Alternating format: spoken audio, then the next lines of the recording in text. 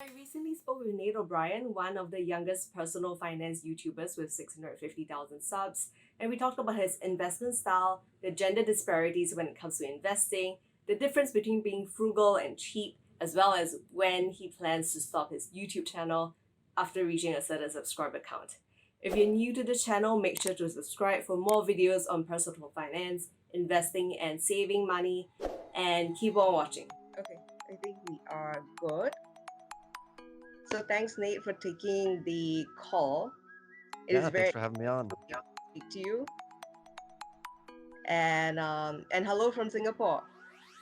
Hello from America. I think we're probably, I think I looked it up. We're about maybe 12 or 14 hours apart or something. So it's early morning over there. Thereabouts. And which part of the US are you in now? I'm actually in Philadelphia right now, but I moved out to Colorado for the summer, so I just had to come back quickly for some family stuff. But for the most part, I'm out in Colorado. Yeah, Nice. Cool. And have you been to Singapore? I have not. I think the closest I've been is probably, I mean, I was in Tokyo in October, but that's probably the closest I've gotten to Singapore. But it's certainly on my list. Not and 2021 maybe. well, I'm looking forward to that. I think everyone's looking forward to traveling more freely. I Yeah, think. yeah, How totally. about Asia? I'm sorry, what was that? How about Southeast Asia? I have not been there either. Honestly, in Asia, I've only been to Japan, and technically Israel is part of Asia as well. So, but everywhere else in Asia, it's all on my list. I'm trying to get to every country. I think there's 197 or so, depending on certain countries. But there's a lot that I still have to get to. Super cool. Because I did recall in your videos you mentioned, it's much better to, save money on certain things and then like Hmm. leave that aside for travel. I think Southeast Asia was one of the things that you mentioned, which is why I asked. Yeah, it's certainly on the list. Cool. Yeah, I think you definitely enjoy Southeast Asia. Looking forward to having you here and catching up when that happens. I've been to US quite a few times, but mainly for work. Um, Largely New York and SF. Okay. Yeah. The most interesting place I've been to is maybe is Durham, North Carolina, Oh. Yeah. where like fried chicken and waffles. Yeah, there's a lot of Waffle Houses down there, so. There is. Cool. So, absolutely loved your opening video for the 11 unique side hustles for Mhm. 2020. And my question is, have you always been comfortable in front of the camera? I mean, you started very young, and have you always been comfortable, or it's something that you had to get used to? Yeah, so that's funny. I'm actually not a very great speaker. I'm naturally an introvert. I really had a lot of issues with stuttering, and I probably still do. If you analyze my videos, you can look at them and you'll see that I'm still not the best speaker. I'm not great at articulating my point. But actually, one of the reasons why I started on YouTube was because back a few years ago, I said, like, I looked at my skills and I said, I really want to become a better speaker. And so, almost as a way to practice speaking, I started making videos. I started talking to a camera. So it's kind of a weird externality that came from YouTube, from making YouTube videos, was the ability to kind of speak better. I'm definitely not a natural in front of the camera, most definitely not. And I think if you met me in person, you would realize too that I'm very much an introvert. Talking to a camera is far different from standing up on stage or talking to a number of people in person. Yeah, I agree. And the thing is, the interesting thing is when I observe a lot of YouTubers, especially the larger ones, actually they tend to be introverts as well. Hmm. Exactly, I And noticed that as well. Yeah. and that's actually quite interesting because I agree with you, like talking in front of camera, especially talking to yourself, is a whole other ball game, and definitely to be articulate as well. I think it takes honing. So I think that when I look at your videos, I mean, I haven't analyzed the stuttering bit, but I do think that you are articulating your points, and even when I look at your videos, you don't have a lot of cuts. Yeah, You I have don't like to say making a one lot of point. cuts. Yeah, I Yeah, so think I think that, a lot of YouTubers cut every few seconds, which makes sense because if you look at Hollywood movies, right, like the biggest movies in the world, they the average cut time I think is like a few seconds because people's attention spans are very, very limited these days. So we always need new things going on. But I don't make very many cuts because my stuff is more educational. So I just feel like I want to just kind of get to the point without having to cut around all the time. Yeah, so I think yeah, I was just watching your videos. I was like, damn, he doesn't have a lot of cuts at all, which means that he knows exactly what he's saying, and then he's just going ahead with it, which I think Yeah, is super cool. nice. What inspired you to get started? At what age you get started? Well, What so inspired I'm 22 now. I just turned 22. So I started my YouTube channel. I was actually 18. I was almost 19 years old. So I was a freshman in college. Um, you? and it was kind of just you sort of just see an opportunity with certain things in life, especially if you're business oriented, which I like to think that I'm business oriented. Mm, But sometimes you'll see a sort of a gap or a hole in the market. And mm, in this case, when I was on YouTube, late 2016, early 2017, I noticed that there just weren't many finance videos on YouTube, right? And that's one of my primary topics on YouTube is I talk about personal finance, talk about productivity, minimalism, a couple other topics as well. But there just seemed to be maybe 3 or 4 people making videos on the topic, and a lot of people watching the videos, but there just wasn't there was far more demand than there was supply at the time. So just to find that opportunity to kind of bring it up to the equilibrium, you can fit in there and certainly get some of that traffic. mm. And what was the first video that you did? Well, let's see. You know what? I don't even remember. I think it might have been something along the lines of talking about my lawn care business that I used to run when I was in high school. When I was Mm. younger, paid for my first year of college with it. I think that was the first one. But to be honest with you, I took down probably my first 30 videos. So nobody will ever see them. They had 20 views. Yeah, because they were so terrible, you know. And I think everybody kind of started somewhere, but they were really bad videos. Well, but at least you documented the process. Exactly. Yeah. And I think that that is so key because for me, I started my personal finance journey 10 years ago. I mean, when I was 18, saving up for college, and basically seeing how to invest early and also buying property. And I kind of wish that I started that. I wish I documented that because now I have nothing to show Yeah. for it. Yeah. So I think it's great that you documented things. Yeah, and it's gonna be interesting looking back on it in 20 years or 30 years if YouTube still exists, so you can go back and look at your 18-year-old self and cringe a little bit. But yeah, it's definitely fun. Yes, got it. And I think one other thing that you mentioned is that you question the narrative of the life path of working for 4 decades in possibly a job that you don't necessarily enjoy and retiring in your 60s. And that's something that definitely resonated with me. But given the fact that people are living longer, they have longer lifespans and hopefully longer health spans as well, how do you envision living out the next few decades ahead of you? Because clearly you're just 22. If hmm we're looking at average lifespans going beyond 80, what do you plan to do with your life? Yeah, so that's a great question. I mean, so the thing is, uh, when looking at sort of life and kind of dissecting it, I was thinking about the things that a lot of people don't like about life, right? Because I don't know what everybody's philosophy is on life, but one of my main things is I want to make sure that I enjoy it, right? And I Mm, want to make sure that I can do what I want with my time. And kind of one of the big kind of roadblocks there was a job, especially a job that you don't like. And sadly, a lot of people, especially in America, they're not very satisfied with their jobs. They don't like their boss. They dread waking up on a Monday morning and having to go to work. And so pretty much from the beginning of college, I was just trying to find a way to avoid having to do the typical job, which is there's absolutely nothing wrong with. I mean, I have a lot of friends who love their jobs, but if you don't love your job, my goal was to really focus on how I could get around that. And that's why I actually started the YouTube channel. That's why I started a couple other businesses as well, just to kind of try to essentially make enough money so that you could almost live off of that money, right? Investments, properties, whatever it might be, and then live off of that money almost forever. Because it gets a certain point, and they call this the 4% rule, if you're familiar with that. yeah. But there gets to a certain point where if you have enough assets, enough money, enough rental properties, whatever it might be, that you could theoretically live off of it forever, right? And never run out of money because the money you're living off of is not as much as the money that your money is making for you. So it's a really interesting concept, and when you can understand that, it's something I think you can use to your advantage. So that's really what I've been focusing on. Yeah.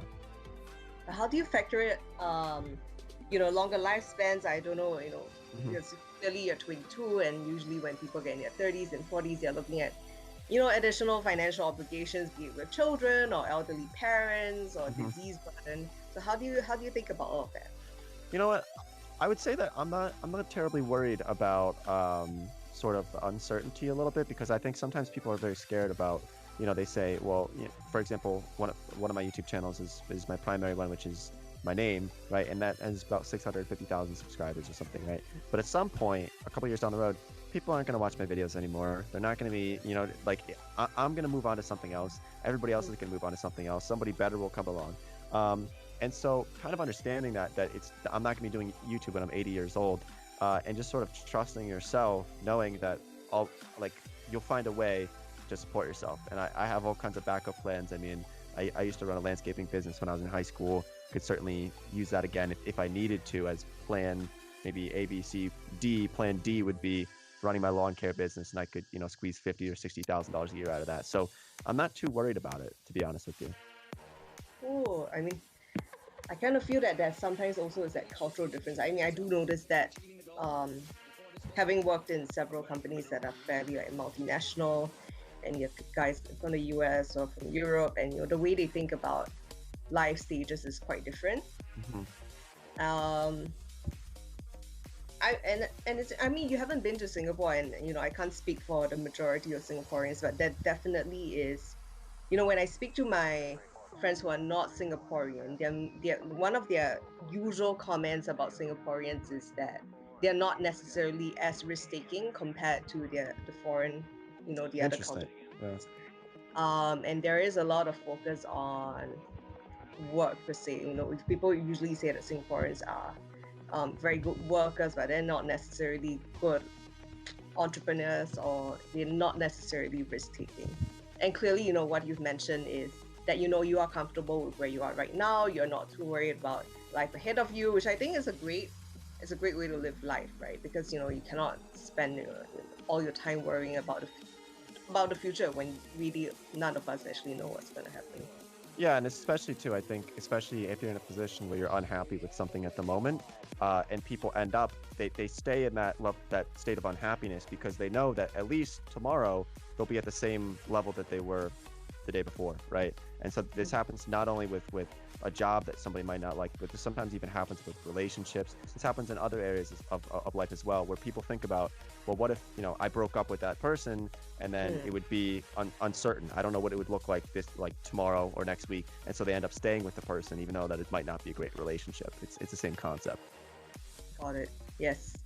And the point that you mentioned about, statistically many people don't enjoy their jobs, to the extent that is often used as that kind of bait when it comes to those e-commerce or crypto I gurus self. know, and I hate those. Yeah, It is crazy because it yeah. comes on every ad. I know. All of those Bitcoin ads and the Shopify dropshipping ads and everything. I look, I don't sell anything. I do all of any money that I make is always on the back end, because I'm a big believer in free content, right? There's so much free content out there. I mean, there's free YouTube videos. You can go to your local library. You can take some online courses at like Udemy or something, or Skillshare, for very inexpensive amounts of money. Um, and yeah, I'm not a big fan of people with the fancy cars in the background, and they're trying to wave cash in front of your face and tell you how wealthy you can be, and then they sell you some $2,000 course. Is totally, in my opinion, 98% of the time is just not worth it. Yeah, I mean, I fully agree. I mean, the fact that they're paying money for an ad to get in front of your face Yeah. shows Exactly. something, right? Yeah. And sometimes people don't see that, but then that's always something that I tell my friends whenever they ask if signing up for a certain course is worth it. So Yeah. I'm like, obviously not, but Yeah. so I have an interesting question. It's a little bit philosophical.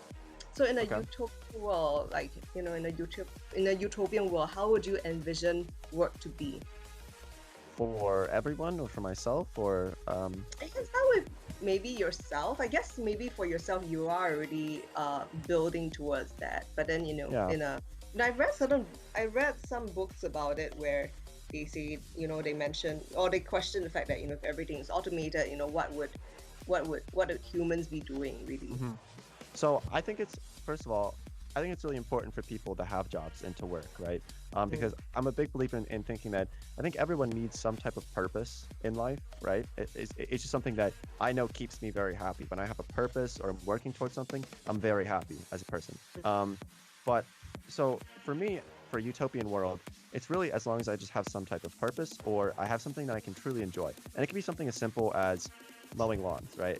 Like I said in high school, I had a lawn care business, landscaping business. It was very simple, but I mm, truly enjoyed it. And I think the biggest part of that was that I could choose when I wanted to work. I could say I'm going to take this day off. I'm going to go fishing on this day, and then I'm going mm, to work on Saturday. I'm going to work on Monday, right? So having that freedom to choose when you work, I think is one of the best things that could happen to anybody. mhm. Yeah, I agree, and then, one of the things that holds people back from doing that is really the cost of their lifestyle, which I guess you talk about a lot in your videos, and the fact that you're very comfortable with living frugally in the places that you want to be, but then you're okay with spending on things that you enjoy as well. Exactly. But, Yeah. yeah, which I think is great. But um how has that played out with your peers or even with your family? So because for me, from my perspective or like my experience, I always try to be quite frugal with things. Hmm. And knowing my mom would be like, you're overdoing it, or my friends would be like, how come you're not, how come you're like giving so much? You should like enjoy Yeah. yourself a bit. How do you deal with that in your daily life? So you know what? So there's a difference between being frugal and being cheap, right? And I think I've outlined this in a video actually. Yeah. But it's totally fine to be frugal, right? If and the frugal idea is that you're almost cheap towards yourself for things, right? So maybe instead of eating out, you're just making food for yourself. Or if you go out to the bars with your friends, maybe get one drink, and then after that you just get a water, right? Um, but being cheap is something that I don't advocate for, which Mm, is being cheap towards other people, right? I think mm, it's important to be generous. I think it's important to, make sure that, for example, if it's your nephew's birthday or something, that you're getting them a decent gift, and it doesn't have to necessarily be like money. It doesn't have to be something worth money, but an mhm, experience or something that you really put a lot of thought into. Um, but yeah, you know what? I don't think anybody really has had a problem with me being too frugal because, to be honest with you, I'm not extremely frugal, and that's because my income has risen a little bit in the past couple of years. But back in college, I was definitely cutting some corners and eating some pretty bad food just to make sure I could save money so I could pay my rent. It was a big mess. mm. But on that point, because you mentioned food, so how's your food choices changed over the years? You know what? So in college, it was obviously not good. Just because I was in college, all of my friends were eating terrible food. Pizza, burritos, all kinds of food that's probably not too healthy for you. Luckily, my metabolism is very fast. If you can't tell, but my food has gotten better. I've gotten a lot better at cooking. I started a couple fires in my apartment from cooking steaks. But for the most part, yeah, I've gotten a lot better at cooking and just learning new recipes. I used to laugh at my brother when he came back from college after it might have been his sophomore year. He came back with a cookbook that somebody got him. And I laughed at it. I was like, I was laughing at him, but then I realized it's actually great. You learn some recipes, you become very good at cooking, and suddenly you have this great skill that you can use to not only eat better food, but to save a lot of money as well. Yeah, I agree. And you talked a bit about the crock pot as well. So I think that Oh that's yeah. the thing out for you. Yeah, and I actually just got I think it's called an instant pot. So Mm, it cooks way faster than a crock pot. Like I'll throw in, 5 pounds of chicken into it and it'll cook in 10, 15 minutes. It's done. like a pressure cooker. Yeah, yeah, pretty Yeah. much. Yeah. Hmm. Yeah, because for me, I also realized that. Yeah, I agree. I think in school as well, in college, I was saving, like, cutting corners, so I was like eating cheap. But then as you grow up and seeing um, health as a major priority in life, and that's when you start to think about not just your food choices, but also how your exercise, your decisions you make on exercise, on sleep, and I think that you've basically taken that into account. Like you mentioned that you wake up at 4 5 a.m., you go and take a walk or do some kind of Hmm. exercises. Um, when did that start for you? Like when did that health bit, because the reason why I mentioned this is I was listening to one of Matt Fintis' podcasts, and he was mentioning that, on his journey to FI, he he wishes that he would have started on his fitness journey earlier, instead of like ignoring health completely while trying to hit FI. So what do you think about that? But I do think that, you clearly have thought about that when it comes to your Hmm. life. But, at what age you start thinking about that? It was probably when I dropped out of college, which was only about a year and a half ago now, Mm, at this point. But I realized at that time that time is one of our most valuable assets, right? Because you can lose money and you can get it back. You can lose other different types of assets in life, and you can always find a way to get them back. But time is the one thing that's always continuous. And so realizing that time is an extremely valuable asset, well, to think about how you can preserve your time or extend your time, one of those is by keeping yourself healthy, right? And so that was sort of the revelation that I had at some point, and it was right around when I dropped out of college, because I sort of still am very good friends with all of my friends in college, but then I started to be on my own, and I realized, I don't have to eat pizza every night with my friends in college, with the cheap beer. I could just do it on my own and make some very good food and take care of myself. mm. Yeah, I mean, I agree with that. I actually recall watching a video actually by a Singaporean who's decided to quit his job and move to the US. He's not a. I can't even find his video anymore. But that Mm. video that he probably published a little less than a decade ago was actually what inspired me a lot. And what he said was exactly what you said. And the way he described it is, you can always check how much money you have left in the bank, but no one can tell how much time you have left. Exactly. And that always resonates with me. And the thing is, I can't even find like his video now, and I think that he was super inspiring. And he led a minimalistic lifestyle, and he had this huge apartment, maybe in California, somewhere in the US, and literally like very, very minimalistic. And and he did spend a lot on, in terms of food, like he spent a lot on organic food, and he clearly had his priorities on nourishing himself the right way. But on the other things, he was fairly frugal. So I think that, when you mentioned that, I think that definitely. Yeah. So next question. Um, there is that diminishing return when it comes to the correlation between wealth and happiness. I do believe that to an extent. I think, yes, so money does not create happiness, and I think if you're not happy now, I'm not quite sure if money is going to be the best possible answer for finding happiness. And that Mm, might come as a disappointment to some people. But there's a reason why a lot of people say that money is the root of all evil, because there's a lot of truth to it, right? I mean, money causes corruption, greed, fraud, right? A lot of illegal activities. People will split from their family members. It's the second leading cause for divorce in America, only behind infidelity. And so, yeah, money is certainly something it's a touchy subject. But I think at the end of the day, when you look at it, it's still something that can it essentially, if you have more money, it can take some of those potential problems that you might otherwise have if you didn't have any money. It takes those mm, off the table, right? So the thought of having to feed your children, the thought of having to pay for your bills, a lot of those things are sort of, you don't have to worry about them anymore. And so I think it's important to focus on finance to an extent, right? You don't want to be obsessive, you don't want to be greedy, and you don't want to be cheap. mm. But it's certainly something I really wish schools would teach the basics of personal finance, because I have so many friends, I see so many people who will get taken advantage of by big banks, by big companies, for loans that they cannot afford, but they push them into it anyway because they're trying to make money off of people, especially poor people. I just really don't like to see it. Mm. When you mention poor people, do you feel that they are being targeted more than the more affluent people, or it's more of an education thing? It's I think it's a little bit of both, but I think the banks do know what they're doing. I don't want to paint the banks to be totally, huge evil corporations, but at the same time, there's certain things that I just don't know if I feel good about the practices about them. Like, for example, if you go and sign up for a bank account in America, um, Mm, you can have this option to have an overdraft, right? So you'll get charged usually like $35 or something every time that you spend more than is actually in your account.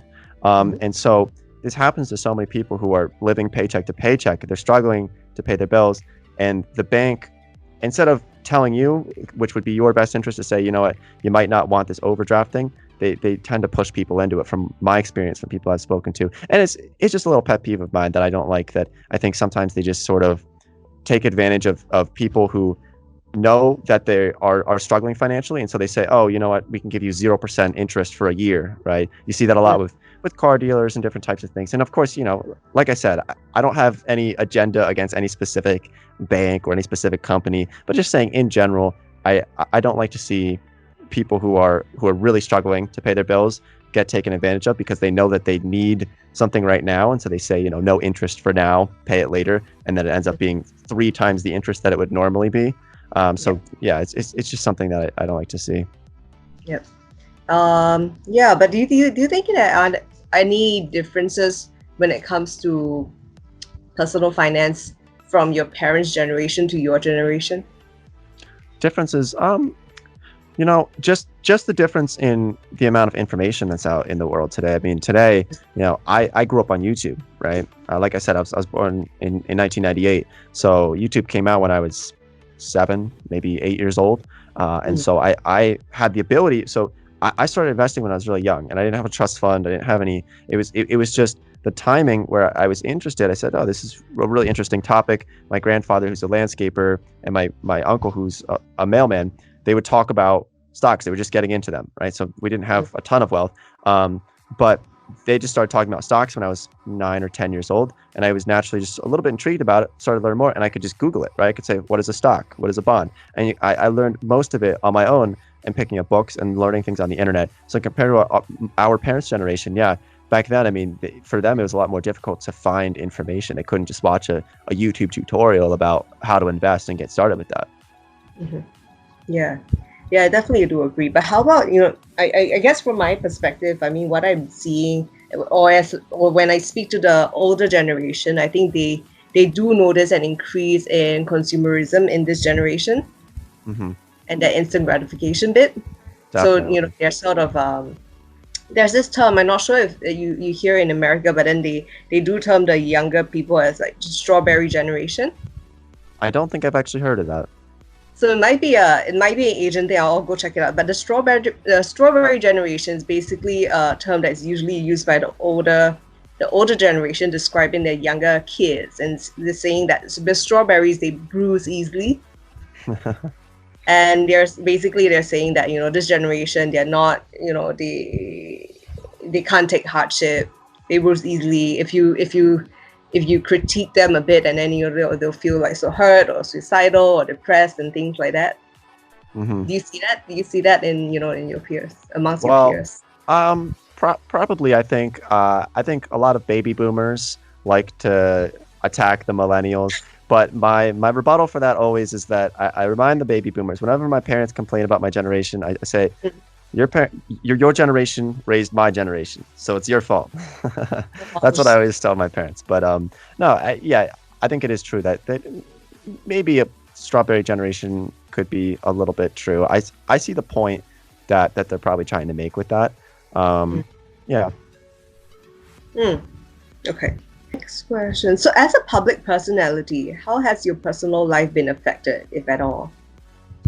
Like, do Well, people recognize you in a library when you go to the library and ask you to sign a book? yeah. So right now I have about, I think, 650,000 subscribers. So it's gotten to the point. Well, with COVID now, it's a little bit weird because I wear a mask and sunglasses, and so it's harder to recognize me. But it's not absolutely insane. I would say a couple times a day if I'm in a city, but I haven't been in a city for most of the year. Last time I was really in a big city, walking around a lot, was a few months ago at least. But yeah, it does get a little bit strange when you're sitting on a train somewhere, or you're on a bus, and you get an Instagram DM, and you open it up, and it says, hey, I'm on the train right now, I'm a big fan of your videos. And you're reading it, like you're open it, like I've opened it on the train, and I look around, and it's a little bit frightening at It's a little sometimes. bit But creepy, isn't it? I mean, yeah, it's like because someone's watching you. Yeah, and the one thing that I think people don't realize when they don't have a lot of followers is there are some downsides to having a decent amount of followers or people know who you are. And one of them is that it's really nice to be anonymous, you know? And there's something that people take for granted with like being anonymous that I don't think they should take for granted. Because I couldn't imagine being like a movie star and you can't do anything because there's people all over you taking pictures of you, especially with phones today. Everybody's just taking pictures, and it's certainly something that I wouldn't really wish upon anyone. I couldn't imagine being a movie star. That would just be nuts. I mean, you couldn't go to the store. Like you would just get attacked by people taking selfies with you, and it would eventually get old. Mm, yes. Do you think you get there though, or you believe or you trust that your audience are sensible enough not to do that kind of things to you? You know what? Okay, well, first of all, if anybody from my audience is listening to this or they recognize me, definitely say hi to me. I always appreciate it when people say hi. But I'm probably going to stop my channel at about 1 million subscribers because I don't want it to get a lot bigger than that. Maybe 2 million, but there's a certain level to which I would want to be known. And then I'd rather just work behind the scenes and have some privacy as well. I think it's good to have a slight level of influence, you know, but not too much. I think there's a nice balance within there. Interesting. So is that the first time you mentioned that you stopped your channel at 1 million or maybe 2 million subs? I think it is. I mentioned that I might stop it at 500,000 subscribers, but then I said, you know what, I'm just gonna keep going. So I think I'm gonna do it at 1 million because then I'll get that gold play button from YouTube, and it's a nice even number, 1 million. I'll probably stop it then. I think I will. Well, things might change when that happens. Yeah. It might, and it's certainly fun. Don't get me wrong. I absolutely love making videos. It's so much fun. And I definitely don't regret doing any of it. Yeah, because I think you're helping a lot of people like decipher things, when it comes to personal finance. Even for me personally, when I started writing about personal finance, there's a lot of in Singapore culture, at least in the older generation, there's a lot of reticence when it comes to discussing money. Mm-hmm. So to be able to be one of the voices, like putting it out there, discussing money openly, I think sometimes inspiring to certain people, or basically in navigating, when it comes to stock investments, like things like how do you open your trading account. Some of that sometimes could be very daunting for certain people. So the fact that you are able to run through that, I think that it definitely helps a lot of people out there. Yeah, it's definitely fulfilling. Just when you get those messages too, because sometimes you get some messages that are really, heartfelt, and you think about that you actually positively affected somebody and potentially, changed their life. And that's really something that's great to feel. Yeah, so when you get to your 1 mil subs, you might change your goal. Potentially, we'll see. But I would rather be behind the scenes. It'd be fun to have a big channel, but somehow not be the face of the channel. How do you envision being behind the scenes? Will you, the people? There will be somebody else speaking. Yeah, different brands, somebody else speaking. And there's other ways as well. A blog, for example. There's a lot of ways to be not in front of the camera as a personality, but more so just kind of delegating from that position. Got it. And you mentioned that when you were 9 and 10, you grew up listening to your relatives talking about stocks. But how do you look at analyzing stocks today, especially given the very interesting markets that we've gone through the last 6 months? Yeah, it's pretty insane. So I do talk about stocks a bit on my channel. If you notice, in the past few months, I dialed it back quite a bit because to be honest with you, I don't do as much investing into the markets as what I did a couple of years ago, because now I take the money that I'm making and I funnel it into my own ventures because I feel like I have more control over it. And I believe that I can potentially get better returns in my own business ventures, investing in, just freelance people and building new projects. So I don't do as much investing anymore, but I have been building up my portfolio for, I suppose it's about a decade or so now. And I think the biggest thing is when you see something like a recession, like when we had the really, really, really deep dive there in March from COVID for the stock market, I was buying stocks all the way down when it was sliding, and it was extremely difficult because and you could go Emotional. back and you could probably find this in my videos when I would be mentioning this, but I started buying stocks once they got off the all-time highs in February. Late February, I started buying, and it was like $10,000 a week or something like that. Just start buying into the stock market, and it was very painful because it got to a point where the S&P 500 was down almost 40%, and buying at that level, and then looking at yesterday's returns and seeing that you lost $10,000 or something. It's you start to really question what you're doing. But I think what always happens is the Fed props up the markets almost regardless, which mixed feelings about that, of course. But it's betting against the government is something that people haven't won with that bet since 1776. So So that was your investment thesis as you invested through the stocks going down, right? yeah, That was the yeah, painful. that it'll come back. And it's difficult to always just assume that. You don't want to just make an assumption that, because if you look at the Japanese stock market, right, it peaked in the late 80s, and it never truly came back to what it was. It took so long for it to even start climbing back. Many stocks in Japan. So just making the assumption that it'll bounce back right away is not a good assumption. But looking at the valuations of the companies, that there were certain companies that I was continuing to invest into as they were falling. And even with that too, if like from an approach of trying to play it a little bit safe, I was putting a decent amount of money into some index funds as well. So they're pretty broad, spread out, right? Pretty diversified. So moderately safe in my personal opinion.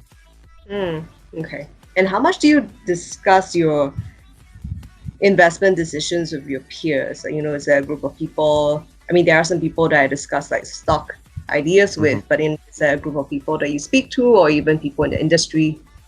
I very rarely mention the actual stocks that I buy on my YouTube channel, because I don't want people to think that I know something better and that they will buy stocks based off of that. I actually did that way back many years ago. I would mention a couple stocks that I was buying, and people would email me and say, "Nate, I just put $20,000 into this stock that you mentioned in your video today." And it scared me, because I thought, wow, people actually listen to this and they'll actually buy or sell stocks based off of some random practically kid on YouTube. And it was a little bit startling from that. So I don't really mention too much individual stocks on YouTube, because I don't want that liability and I don't want that responsibility. But for the most part, I'll discuss these with some of my close friends. I'm friends with a lot of the YouTubers in the space as well. So, I'll call up some of those people as well. And then also my brother and a couple other friends from college that have been studying this for a little bit of time. Yeah. I mean, I hear you with regards to, hearing a random stranger just, buy based on your tips per se. I mean, I used to work in equity research for a few years, and I just remember there was a time I was having dinner with my friend, and her dad came along, and he found out what I did for work, and he was like, "Oh, you need to tell me like all the things that you guys are recommending." And it was People like are very trusting. Yeah. It is exactly. And the thing is, on the sell side with equity research analysts, they very, very rarely put a sell rating, right? They always buy. Exactly. Yeah. And the thing is, I think, whenever we look at advice, we always need to not like question. We need to question where they are coming from. I mean, it doesn't come with ill intent or anything, but and what the motive is too, though. It's important. Exactly. Yeah. Because sometimes they might own the stock, they might have some type of stake in it, or there might be some other like ulterior motives. So it is always important to understand that. But yeah, the elevator stock tips, the hot stock tips, I really wouldn't trust anyone. And I even tell my viewers this too. I say, don't trust me. I say, do your own research. Don't buy something based off of what I'm saying. It's sad, but I think a lot of people, they just want that low hanging fruit. They want the answer, right? They don't want to know how to invest in stocks. They just want to know the stocks to buy. Everybody wants that shortcut, especially in 2020, and that's kind of difficult, trying to get people to want to learn how to invest rather than looking for that low hanging fruit, the shortcut, just the answer. Yeah, exactly. And everyone's time frame is different, right? Because when you look at an investment decision, some of them could be looking at a 5-year kind of horizon, whereas like somebody else could just be investing on potential some like a potential product launch, and thus their holding period will be a lot shorter. And the Yeah. thing is, when you get a piece of advice on the kind of stock you want to buy, but you don't have any idea on how much, when this person will be selling it, then the result could be very different. hmm So I definitely agree on that. And how much do you monitor your stocks? Because there are some people out there who are literally looking at it day in, day out, the guys who are trading. And how much do you look at, how much do you read into the annual and quarterly reports for the companies that you're interested in? Yeah. So the annual reports are by far the most important thing that I look at, right? When you're getting information from it, it's really important. This year it's a little bit off, right? Because it's difficult to look at the annual report and then looking at the projections, they're totally off, right? That's very important. I don't necessarily check my stocks incredibly often. I would say a couple of times per week I'll log into my accounts, but nothing absolutely insane. I think it can get problematic. This is actually one of the problems I think with today's society, is that it's so easy to buy and sell because it's all free investing in America, right? With Robinhood, these different investment brokers, it's free transactions, right?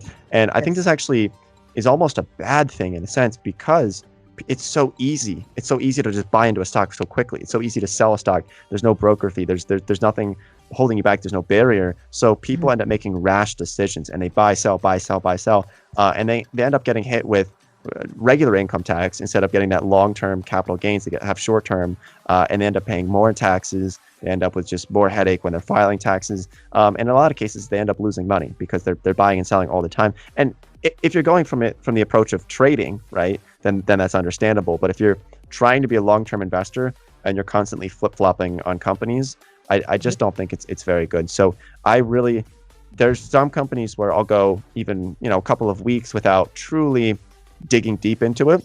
I like to monitor them. I like to have the news set up for them so that I can see company news if something really important comes up, and I can make a decision off of that. But for the most part, I'm pretty hands off, and I've been shifting it a lot from individual stocks to index funds, because I want to spend less time on my investments so I can focus on my real investments, which is some of my business ventures.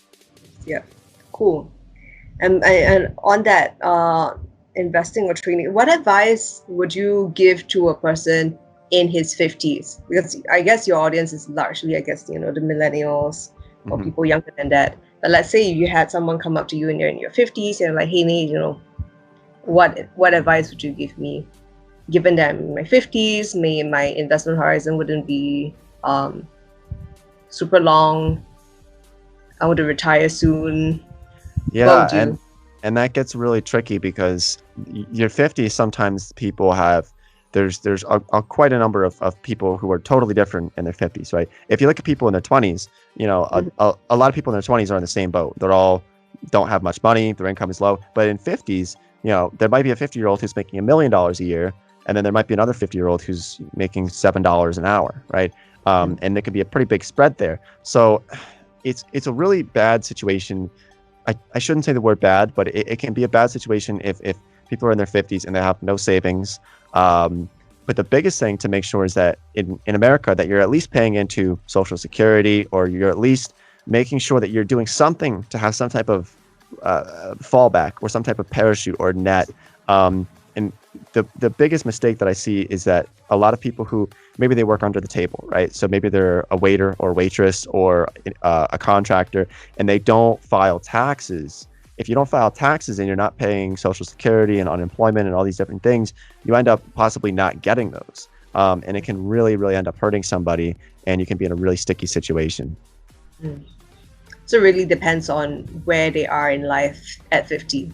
Yeah, but if you don't have any safety net, you haven't been investing in your 401k or IRAs, or you haven't been paying into Social Security, and you're in your 50s, the truth is it's going to be really difficult to retire early, and especially if your finances are not really in order too well. You're probably going to have to work a little bit later, to be honest with you. There's not much of a work around that. But that's why it's so important to understand the idea of compound interest, right? And that's why it's important to start so young, so that you can build that up over time. Yes, I definitely agree with that. I mean, with the finance and savings and investment, it definitely takes time. And the other thing, the other thing is because I study gerontology on the side, which is study of old age or the study of aging. I think the other thing is money is one thing, and the other thing is health, right? I think what we've seen is you don't want to get in a stage where your health is really so bad, because when it gets to, let's say you have type 2 diabetes, it comes with it a lot of complications, and that's the way it goes downhill, and it goes downhill really fast. So I think in your 50s, if you're in a situation where you don't have money and you've been neglecting your health, I think that's a difficult space to be in. But and the reason why someone is in that state is because of the decisions you probably made 10 to 20 years ago, or even older than that. And that's where I see the correlation between health and wealth, I guess. So on that, on just that point with regards to the advice you give to a person in his 50s, there was another question on when is it too late for trading and investment? Would you have an answer to that? When is it too late in life? When is it too late in life? It's never too late. If you look at some people, Colonel Sanders started Kentucky Fried Chicken. I think he was in his 60s. Ray Kroc was, in his 40s or 50s with McDonald's. I think age is just a number. Obviously, you gain a lot of wisdom as you get older. So if anything, I think it could almost be beneficial, if you start investing when you're much older. And like I said, it was 2009, I think it was, when my grandfather and my uncle started really talking about stocks and learning about them. And my grandfather, being a landscaper, he never invested. He never had investments, but he just started learning it. And he was, at that time, 2009, he was probably 70 years old or so. And so he just started to get into it when he was 70, right? And so I really don't think that there's any barrier for age. And if anything, I think being a little bit older can almost be beneficial, because you've been around the block, you understand the way that the world functions a little bit better than maybe somebody who's 16 years old. Mm-hmm. Got it. And speaking of age-related differences, do you actually notice any differences at all when it comes to the two different genders when it comes to personal finance? I'm actually really glad that you asked that question. So first of all, I don't like to make generalizations, but looking at the data, because it's not really a generalization, it's the data that I have. I have about 40 some million views in total from all my videos. I've taken down a number of them, but on the back end, it's about 40 million views. And so you get a lot of the data from it. And I would say that I think it's about 65 to 70% of my viewers are male, and then about 30 to 35% are female. But what I noticed, though, is that when it comes to something like saving money or budgeting, I find it's much heavier on the female side, where it's 50 or 60% female, or sometimes even 70% female on some of the videos that talk about how you can cut costs or how you can budget. Whereas if you make a video about something, maybe make money or something, or if you make a video a little bit more about investing, say, it tends to be more male based. And I don't know, that could be something that's totally anecdotal. It could be something that just happens to be with my channel, with my videos, who YouTube is pushing the videos out to. But it is an interesting thing that I noticed from my videos. Very interesting. Actually I think that makes sense from the perspective where, let's say if you're looking at saving and budgeting, that is sort of like we're going to look at defense and offense. Mm-hmm. Exactly. Saving sort of like defense, you're trying to, it's more of protecting the downside. Whereas when investment, you're looking at what I can do to maximize the upside. And if you look at the differences between, I agree with you not to generalize, but you look at the differences between, male and female, I think maybe there is that difference, right? Where even in the workplace, I think that males typically are more, not that they are very goal driven, or they're very much focused on the upside. Yeah, and that sometimes I think might be just societal pressure as well, or just the way that society is structured, maybe not so natural. But also, I think about, and once again, this could be totally anecdotal as well, but thinking about, for some reason, guys seem to love driving really fast with their sports cars, right? And that's just like kind of an interesting look at the different genders and kind of the choices that they make and what drives those choices. That could be a whole podcast in itself. Yeah, I think you could explore that in your next video maybe. I Yeah. think it's an interesting topic. This I do see. I mean, amongst my peers, I do definitely see the difference. Even when I speak to, I mean, to be fair, in my career investment, be it in private equity or public equities, most of the time I was the only female in the room. I can't tell Oh you how wow. many times I've been in a room and I'm like looking around and it's like it's all guys. I'm the only girl around. Wow. And even so like when I speak to my girlfriends and they're like, oh, I'm seeing as maybe more aggressive or somebody who's more goal driven or like goal oriented. And I do see that difference even when it comes to speaking up. This is not necessarily finance, but when it comes to speaking up about certain things in the workplace, I think women tend to be more reserved.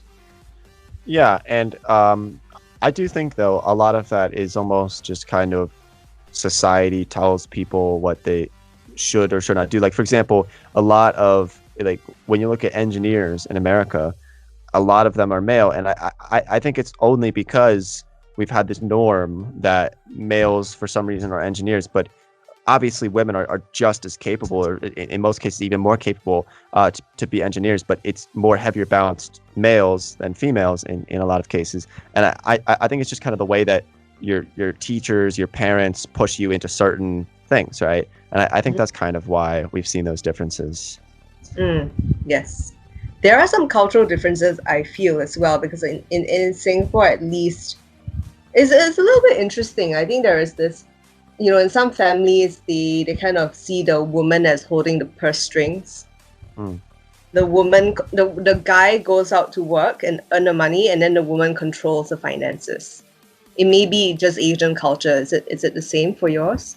I think it's when you talk to older people, that's how they tended to be like that. But I think today in America, it's much more even from hopefully. I like to think that it's a lot more even from that perspective, that you can just do, be who you want to be, do what you want to do. Everybody has Mhm. the same, abilities. So, yeah. Yeah, I agree. But I think definitely the gender bit is, I agree, something that to look into. And Hmm. that statistic that you mentioned is especially interesting if you're looking at, more females looking at the budgeting kind of videos. Yeah, it was just very interesting. I think it's hilarious because there's some of the videos where I think there was one where you talked about food, like spending $30 on groceries. Was it a week Yeah, or a month? A it week. was a week. Yeah, it was a week. It was a week, and then you're like, at the end, it was like, I need somebody help me cooking. Yeah, I'm not. I was not a great chef. I'm still not great at cooking, but I'm getting a lot better. I'm learning a lot, so that's good. And I realized the big thing was actually getting a really good pan. Get a nice cast iron pan instead of like the cheap pans, and some good knives and different types of things to make good food with that.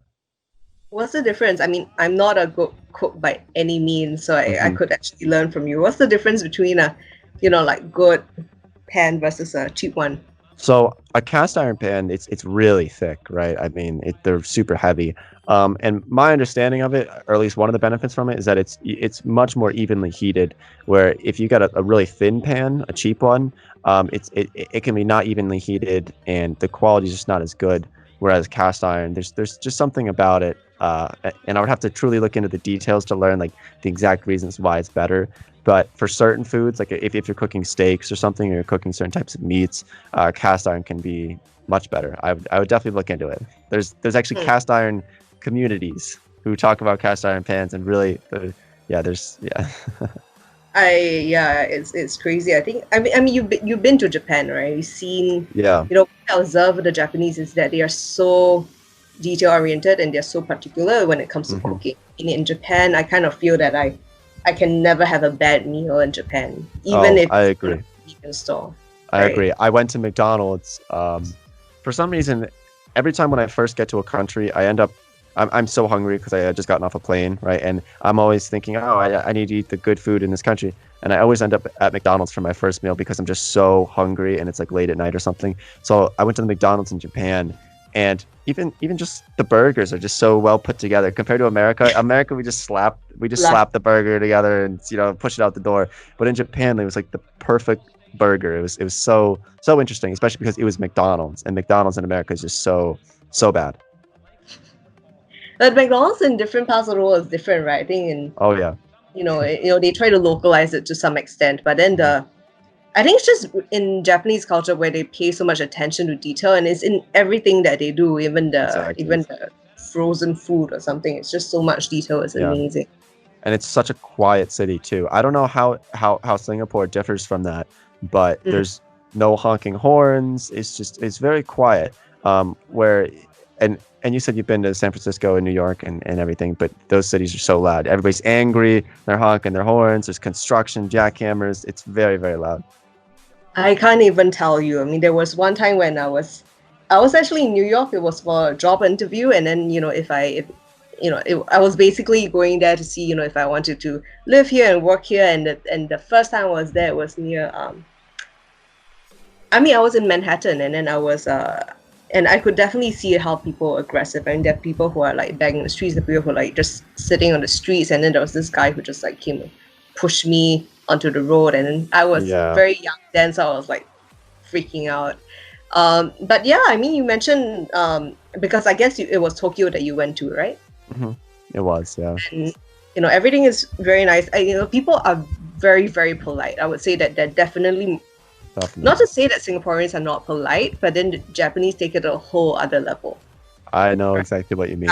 Yeah. All the, it's insane. There was a time when I was in, I think it was Tokyo or Osaka with my dad, and we couldn't locate a restaurant or food place, and we just kind of like showed our phones to a cashier who was like checking, who was working. She was still working at one of the supermarket. At the cashier stand, and she literally shut down. She literally closed her booth, and Wow. she was like, and she couldn't speak. We couldn't speak Japanese. She couldn't speak English, but she basically told she was like telling us with her hand gestures that she's gonna take us there, and I had no idea how far away it was. We were walking for 10 minutes. Wow. It's not even like the amazing that next she helped door you. thing, right? And I Yeah. felt so bad. Yeah. That probably wouldn't happen in New York, to be honest. Really? Not at maybe all. it would. I mean, you find all kinds of people in New York, though. That's a good thing about it. And It's very I'm diverse. I'm not from there. I mean, I live in Philadelphia, but it's it's still almost the same, Philly and New York. But that's a good thing about it. It's so big that there's going to be really nice people, and there's also going to be mean people. There's a whole collection of people in the city. Yes, I think it is very diverse, and I think that's what people like about New York as well. Yeah, definitely. On your question on Singapore, I don't think there is a lot of honking. People are usually, fairly polite, not to the level of the Japanese. But when you look at people who've been to Singapore, they will tell you that it's super clean, it's very organized. And for most part, I agree with that. Especially when you arrive at the airport, and that road, the car ride that you take from the airport to whichever part of town is very impressive, right? It kind of gives you this. You're immediately blown away by how clean the streets are. There's no litter on the floor. I think that's Singapore. But then Singapore is also very multicultural. We basically came from a country where there's like Chinese, Indians, Malays, and the Eurasians. And I think you should come to Singapore one day and also explore Southeast Asia, because there's a huge difference. So when I travel to Southeast Asia for work, be it Jakarta in Indonesia, Manila in Philippines, even in Vietnam, there's a lot of honking. Oh, yeah. Okay. Insane, It's different. right? Yeah. Yeah. It's super different. So Southeast Asia, when you look at Southeast Asia and Singapore versus its neighboring countries, super different. There was a time when I was in Jakarta. There's so many times when you're in a car, you're in traffic, the building is kind of like right in front of you. You feel that you should walk there, but you cannot, because your traffic is just so insane. Like nobody kind Wow. of like in the Yeah. streets, and you're just there stuck in your car, and you get to your location in 2 hours. Wow. That's insane. That's crazy.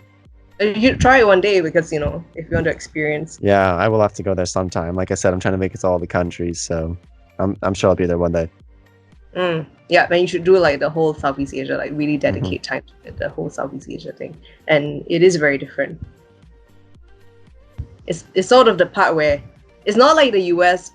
Well, I guess there are differences between the states, but then when you go to Southeast Asia, when you're in Indonesia. Even when you're in Indonesia, Jakarta versus somewhere else is so different.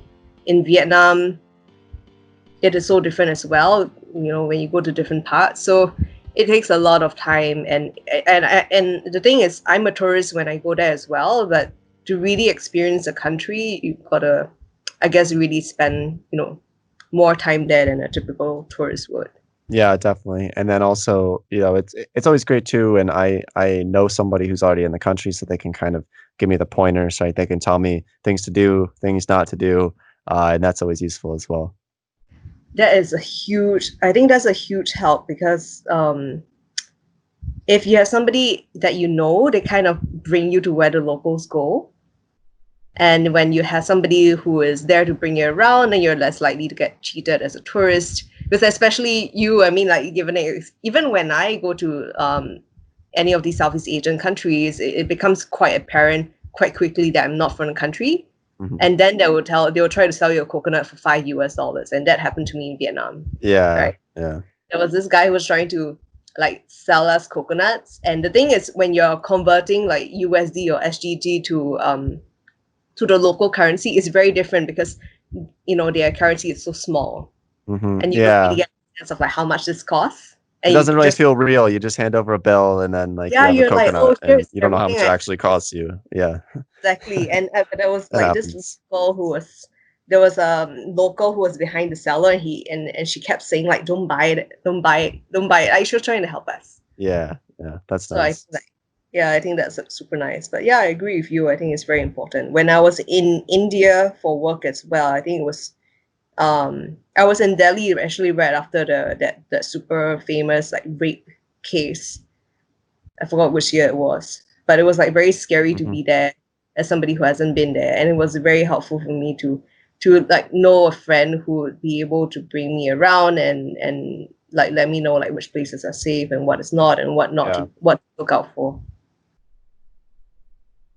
But yeah, I'm excited for you to, like you could have like a Southeast Asia documentary on how to save money, Yeah, I how to think save. I'll have to do that in 2021. I think I'll have to go to Thailand, Vietnam, Cambodia, the whole list. There's so many on the list that I have now. So it's probably going to be a 3 or 4 month trip most likely. What are your plans? Like, which parts of Southeast Asia do you plan to visit? Well, to be honest with you, just about all of them. So so the way that I travel is I don't truly plan things out until I get there, which can be good and bad. I mean, for example, if I'm in Europe, I'll just look at a Google Flights and I'll pull up a map and say, where should I go now? Like when I was Mm. in Japan, I was in Japan, and after a while, I said, okay, I think I'm ready to leave Japan. It was great, but I wanted to go see somewhere else. So I just pulled up Google Flights and I looked at it and I said, well, London looks pretty nice. So then I just bought a ticket for like a couple days later and ended up in London. So I'm not entirely sure about where exactly in Southeast Asia. I mean, obviously the Philippines would be very nice. I think everybody goes to Bali. All the Americans, all the British people, and a lot of Europeans go to Bali. So I'll probably go there, but I like to go to places that are not as well known. Places that aren't super touristy. So if I can find Mm. a really cool place like that, that'd be awesome. Yeah, I mean, sometimes I think that if you could find it, it would be cool. I mean, there was a time when I was in Thailand, and my friend and I were just going around, and my friend is super cool. Like, she's somebody who, like, when she travels, she'll literally I think she was in Japan, like she's the kind of person who would sleep under a bridge in a sleeping bag, Wow. right? She's Yeah. super. Okay. I like And that. yeah, exactly. Yeah. And then the thing is, there was one time when we were on a beach, and then there was a super rusty bridge that we just decided to just cross. And on the other side, I mean, we realized later on that it was like a tribe of people who didn't necessarily, they didn't have identification cards. Oh. They were just like living by themselves the whole time. So it Mhm. was like it was very cool to discover this kind of things. Yeah. Wow. But yeah, I'm looking forward to your Southeast Asia trip. I do think that you can save a lot of money though. Because you did mention about how you save money in Japan. I think in Southeast Asia comparatively it's cheaper when you convert everything. Oh, definitely. I think a lot of Americans end up going to places in Southeast Asia, especially if they are looking to save money. Especially, I have a lot of friends who are entrepreneurs or they just started a business and they don't have a lot of money, so they need to figure out a way to make their money last longer. Because in America, the cost of living is so expensive, and I think it's very expensive in Singapore too. Correct? It is. I mean, it's officially the most expensive, right, for the fifth year running Okay. or something. Yeah. Okay. That's what I thought. I thought I remembered something like that. But yeah, it's Yeah. it's also very expensive in America. So taking the U.S. dollars and going to a place like Thailand, you can definitely make it last longer, which is a benefit for a lot of Americans, especially if they're able to work a job in America but work it on their computer in a different country. Right. That's the biggest benefit there. Yes, I think there's a geographical arbitrage, right? Yeah. Mm. But yeah, I think it takes adapting. I think we do see a lot of, even when I go to these countries, we definitely do see a lot of foreigners who are, making their dollar last a lot longer. hmm And from a business building perspective, it could be great as well. I mean, because they have the know-how. As long as you can operate from your laptop, I think it should be good. But then there's also the different countries are different. I mean, I feel that it might be easier to live in. For example, it's easier to live in Thailand compared to living in Myanmar, for example, just from a infrastructure standpoint. Yeah. Okay. So I think that's definitely that. Well, cool. I think that should be all the questions I have. Do you have any questions on Singapore that I can help answer? I Given don't that think that's so. If there wasn't coronavirus right now, I would probably have a couple because I would say, you know what, I'll just add it to my list right now, and I'll go to Singapore next month or something because I love just being spontaneous and going places. But probably can't go to Singapore anyway for a year or something at this point. So I'll probably just maybe in a year I'll send you a message and ask you some questions. Yeah, cool. I mean, hopefully the current like COVID situation dies down. But Yeah, it's we'll see. crazy where you are, right? How is it there just on from a going out perspective? So mostly it depends. A lot of restaurants are still closed. But like the stores are open, but to leave your house, you legally have to wear a mask. Mm, So you just have to wear a mask. I mean, a lot of just normal, like common sense things, stay away from people, right?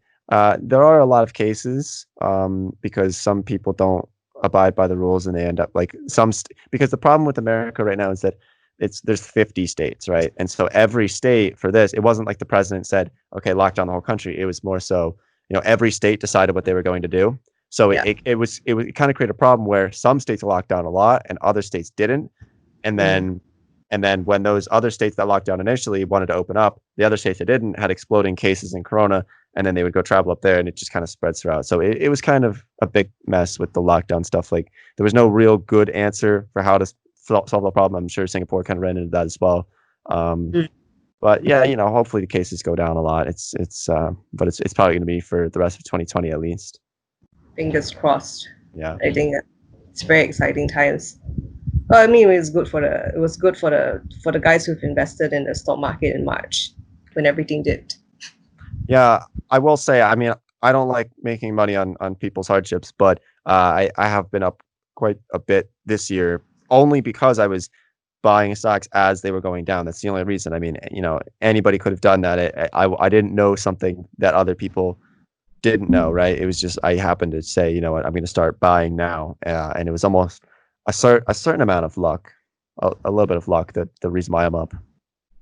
Yeah, but it takes grit as well, right? Because what you mentioned is you need to be able to bear that Yeah, and that's very difficult. small swings when you're looking Yeah, at your portfolio in the red day and after day.